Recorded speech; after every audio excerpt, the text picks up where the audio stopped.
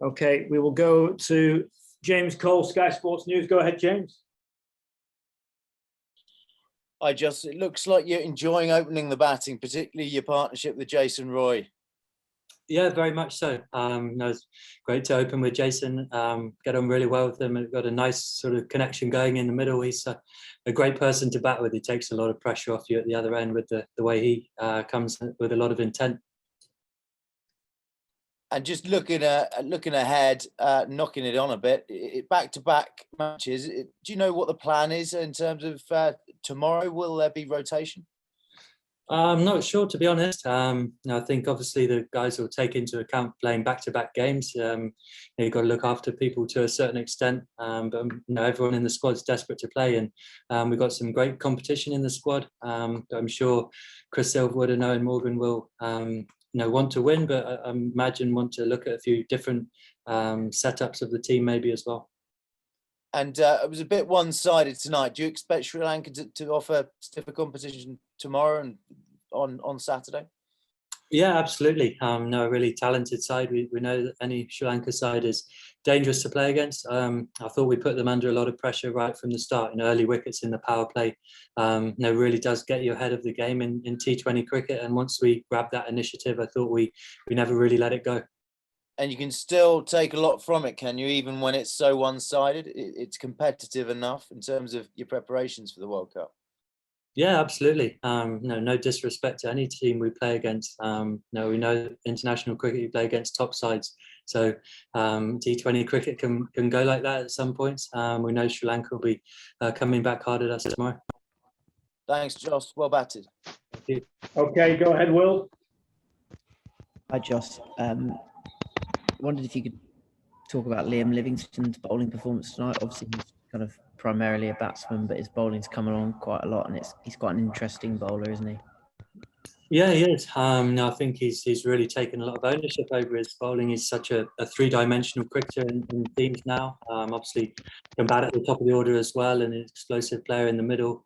Fantastic fielder, and when you add in someone, quite an incredible talent, to be honest, to be able to bowl off spin and leg spin at the same time, but in the same over. So I think he's a really exciting player. I think he's someone who's developed a lot, especially over the last couple of years, and playing with him at Lancashire as well, he's really confident with his bowling, and I think you saw that tonight. People talk a lot about matchups in T20 cricket. Does he kind of take them out of the equation a little bit by bowling bowling offs to lefties and so on? Yeah, he does a bit.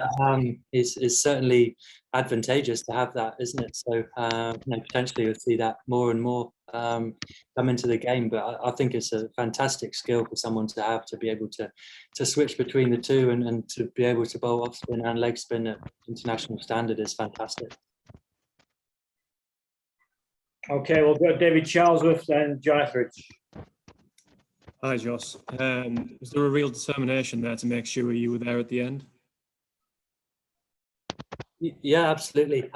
There's, I think taking ownership of the game once you get into your innings and chasing down a target. I think it's one of the best feelings in the game to be able to walk off, not out, having done your job for the team. So I think as soon as we got in, we sort of took the scoreboard pressure away, by getting off to a really good start, and then I felt like it was important to try and see the innings through. How much of that was a complete performance from England? It sets the tone for the rest of the series and the rest of the summer as well. I mean, how satisfying was that?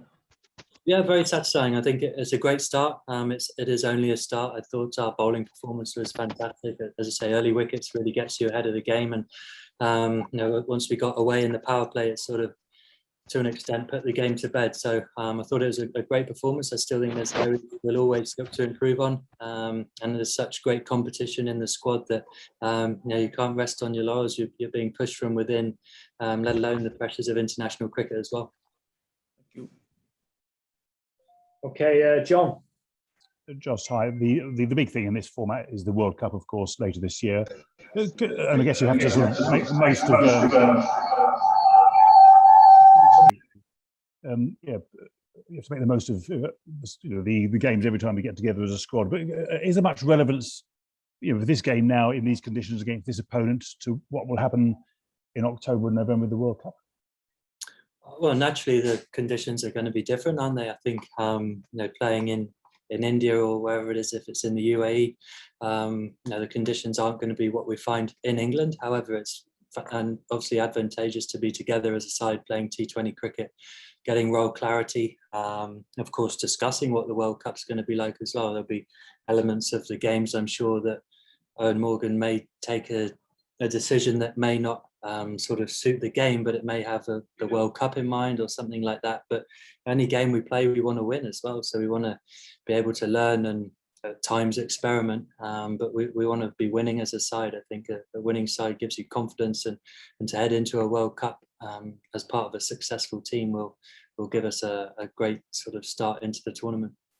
I'm going to just ask you about your partnership with Jason. I mean, Jason got a few away nicely tonight. Are you really got that sort of understanding now and confidence, comfort batting together? Yeah, absolutely. I really enjoy batting with him.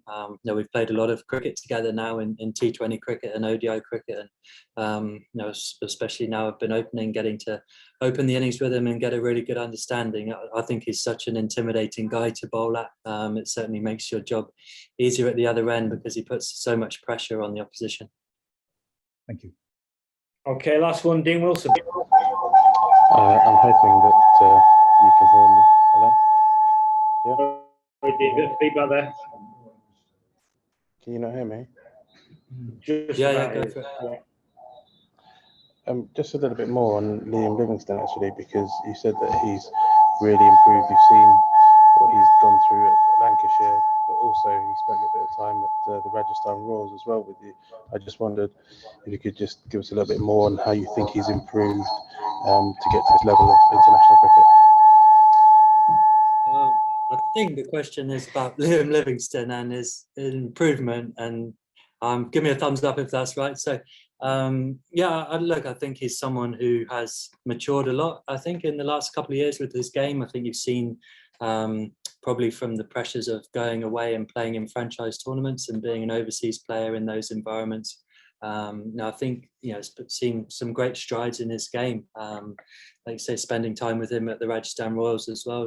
He obviously came home early from the tournament this year, but he's been with the Royals before as well, and someone who's always willing to learn. I think he's a deep thinker about the game, even though he sometimes doesn't come across that way as well. He's quite a free-spirited cricketer, but he certainly knows what he's doing and he works hard at what he's doing. So I think he's someone who's benefited from playing in different environments. And I think his sort of ownership of his game has improved, and I think he's really matured. So he's an exciting package, someone who's can bat at the top of the order as well, powerful in the middle, off spin, leg spin, and he's a brilliant fielder as well. So he's a great guy to have in your squad and in your 11. Okay, brilliant. Have a good evening. See you Cheers. tomorrow. Bye-bye.